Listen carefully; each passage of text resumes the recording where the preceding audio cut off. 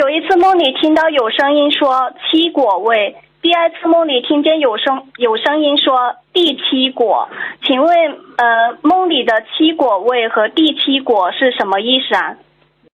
就是我们说的，应该说你有果位了呀，果位啊。果位的话，实际上就是你说你到天上去应该有什么果位的呀？那很好。你果位，比方说你有7个果位，并不是说某一个级别，它这个果位是第7个果位。佛教认为那个小乘有4个果位，他如果按照这个来讲，第7果位应该已经超脱小乘了呀。